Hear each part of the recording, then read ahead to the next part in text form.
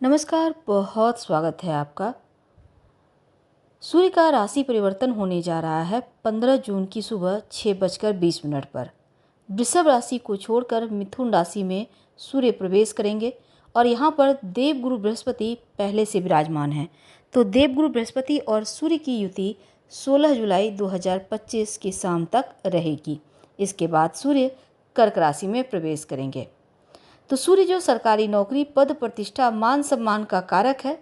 सूर्य का सुप्रभाव से जीवन में हर क्षेत्र में उच्च सफलता प्राप्त होती है, लेकिन अगर सूर्य खराब स्थिति में हो तो मान सम्मान में कमी आती है, पिता को कष्ट होता है, आंखों की समस्या होती है, कॉन्फिडेंस लेवल कम हो जाता है।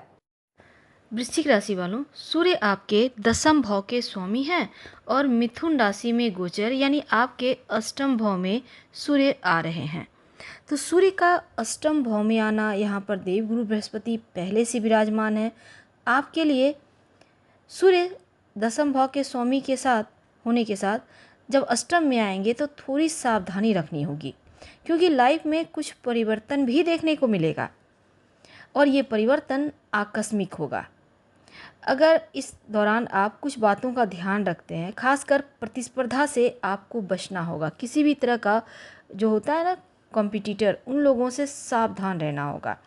अपनी यहाँ बदले की भावना मत रखिएगा और इस समय कोई गोपनीय फाइल को लेकर कोई जांच में आप फंस सकते हैं, तो पहले से सतर्क रहें।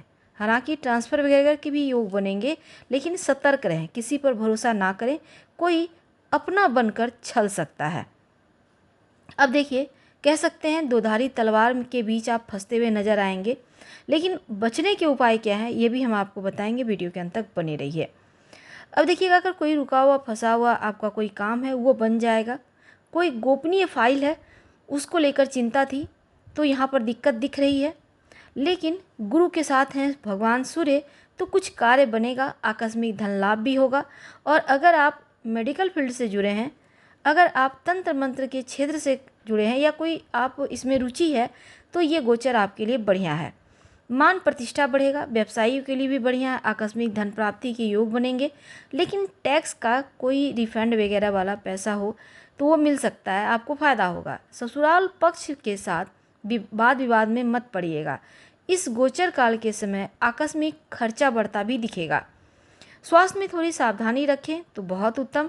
खासकर जो विद्यार्थी हैं, आप शोध या रिसर्च के क्षेत्र से जुड़े हैं तो बहुत अनुकूल।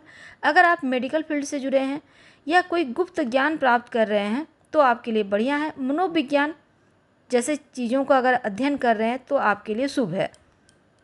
तो मन की गहराई में उतरने के लिए, अध्ययन करने के लिए थोड़ा सा एकांत में रहना, कम बोलना, और इन चीज़ों में आपको सफलता तो है। अगर आप किसी भी तरह का रिसर्च कर रहे हैं तो अनुकूल है।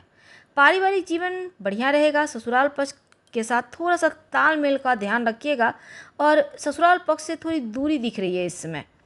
खान पान का ध्यान रखें और ऐसा कुछ भी किसी से कड़वा शब्द ना बोलें कि लोगों को हर्ट करे।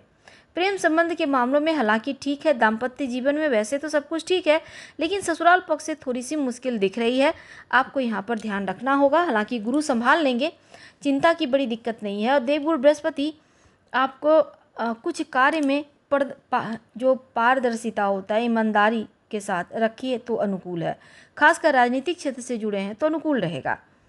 अगर आप किसी भी तरह का मुश्किल में फंस जाते हैं या टैक्स वगैरह के चक्कर में, खासकर राजनीतिक क्षेत्र से जुड़े हैं, तो यहाँ पर थोड़ा सा ध्यान रखिएगा। तो स्वास्थ्य की बात करें तो पेट का ख्याल रखिएगा और कोई गुप्त समस्या ना हो जाए, ये यहाँ पर दिख रही है। तो गुप्त जो रोग होते हैं या कोई पेट से संबंधित परेशानी परेशान कर सकता है, अपना ख्याल रखें। यूरिन की समस्या आपको परेशान कर सकती है, पानी खूब पीजिए, अपना ख्याल रखिए। और दूसरा, भगवान सूर्य को 1 लोटा जल अर्पित करें, गायत्री मंत्र पढ़ें ताकि सही समय पर सही डिसीजन ले पाए। हम आपसे विदा लेंगे। जानकारी अच्छी लगे तो लाइक करें, सब्सक्राइब करें, शेयर करें, कमेंट करें। धन्यवाद।